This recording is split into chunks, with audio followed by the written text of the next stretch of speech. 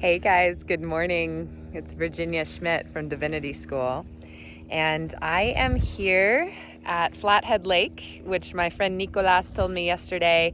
It's up here in northern Montana. My friend Nicolas told me this is the biggest lake west of the Mississippi. So I don't know if that's true, or maybe it's...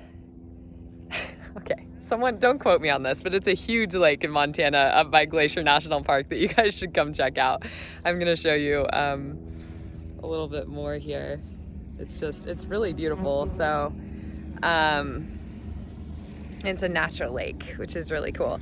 So my friend Susie sent me something amazing yesterday. Dr. Sue Morter. I'm sure a lot of you guys know who she is.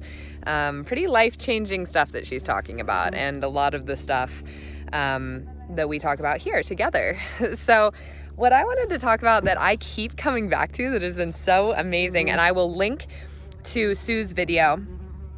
Oh, there's a wasp on my phone. How beautiful. So I will link to Sue's video here that I'm talking about.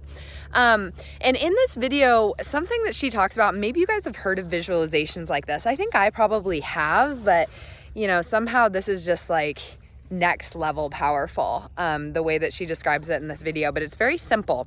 It's just having this visualization exercise where you're imagining that it's like you can see this energetic flow going out from you to others, and whether it's a person or a situation, but basically that energy that you're giving to things outside yourself. And as you like for instance, right, you're feeling insecure about whether, okay, let's imagine you walk into the room and you're feeling insecure that like people aren't gonna like your outfit, or that you look stupid, or you don't fit in, or whatever. So in that moment, just becoming conscious of like, wow, I'm putting all of my energy out to everyone else in this room, and it's like drained, and now I feel contracted and cut off and insecure. And just imagining you're sucking or attracting or bringing all that energy back to you, all that energy that you had put out into other things. And for me, it's been something where in relationships, whether romantic or friendships, that I'm kind of thinking through and processing right now as I'm seeing a lot of friends, visiting a lot of friends, and seeing a lot of people up here in Montana. And so another thing that she talks about is bringing the energy of things. Well, she talks about how it travels from the belly to the heart to the mind, right? So there's that gut mind, that gut instinct, and then it goes up and is filtered through the heart, and then it goes to the mind. Now, well, that's ideal. That's ideal of what we want to do with energy. So when it goes straight to the mind and we only keep it up there, right, we get real disempowered. And that's a lot of times when we're, again, projecting and sending that energy, like literally just draining and giving our energy away to where the power really isn't. So with what I've been imagining with relationships is I'm like, oh, here I am thinking of this person. I am going to draw all of that energy back to me, and I'm going to imagine that I'm drawing it back to my belly. And from my belly, I'm going to imagine that I'm drawing it up to my heart. And I'm going to I keep it there, and big belly breaths. So I don't know if you can see, but like big belly breaths where it's my belly that is expanding. And then breathing that energy up to the heart. And maybe I want to keep it there. And then if I am going to bring it, maybe I bring it all the way up to the crown. And I just know that then whatever resources, whatever neural connections are going to be made for me to kind of have that reasoning and mind experience around that relationship are coming from my full power. And you feel it, you guys. Like, do the exercise. It's so fun. It takes 1 second, obviously, but imagine someone or some situation that you're already thinking about, that you're like basically giving power away to. And just imagine yourself breathing all that energy, like that line of golden light energy, connecting you to that person or situation, and breathing it all back into your belly and up to the heart, and then up to the crown. And as soon as you imagine yourself breathing it back, you literally feel this boon of energy. Like, it's been such a powerful practice with me. And I've been doing it with like everyone and everything. And then from that place where I'm centered in all of my energy, and I understand I'm the one running this program, I'm the one running this show, this is where the power is. And it's coming to my deepest, most rooted sense of self, earthwise, up to the heart, and then to be understood in this larger imaginal or mental or crown plane or reasoning plane. And from that place, it's like, oh, I get it. I have all resources to see the truth of the situation and to very clearly see what it is that I actually, like, the giving and receiving that's actually going on, and what it is that I actually have to give to this from my place of full power. So that then what the channel is open for that receiving as well. So Sue Morter, guys, check her out. She is unbelievable. She is absolutely amazing. And, yeah, I'm going to have a lot more to say about her. Thank you so much to my friend Susie for introducing me to her. And that's who I'm listening to on my drive. I'm headed back down south today. So I'm driving. I was visiting a friend up in Whitefish yesterday, and then I'm driving back down through Missoula and back to Cody. So I love you guys. I hope you're having such an amazing day. I might have to go jump in this water. I think I'm going to have to, and get baptized for today. I think it's going to be quite cold.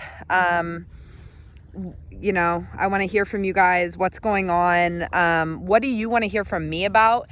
How do these principles relate to your relationships? And that's where I am right now. I'm in a very deep place of relationship and realizing, again, just how much power I've been unconsciously giving away by thinking from someone else towards me, rather than from all this energy that I've pulled in, this energy and truth of presence that I am, and going from there.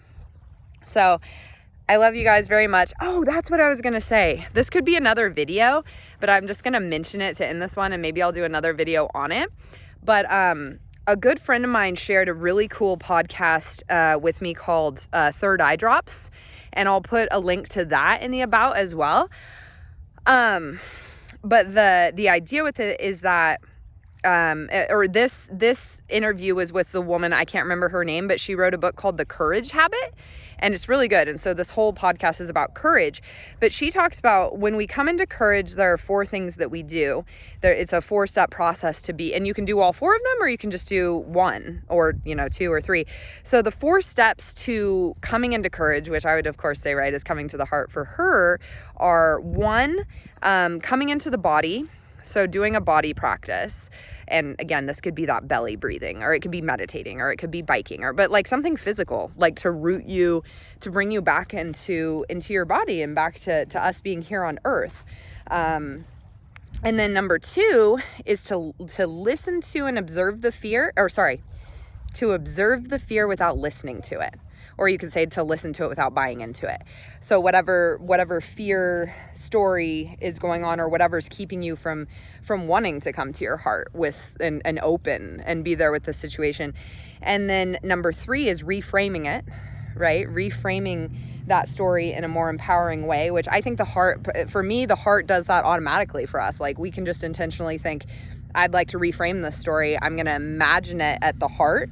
And what does that feel like and look like? And I'm open to receiving that reframe. And then number 4 is to reach out to community. So, and create connections and be supported in that way. And to talk to someone about what you're feeling. So with that number 4, may we be a community like that, where we can reach out to and support each other. And, I am going to drop that podcast in,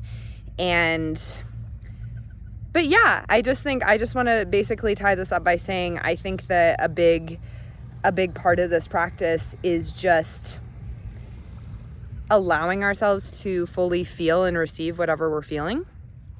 And with those practices of in the body, or of breathing it into ourselves, whether into our belly or into our heart.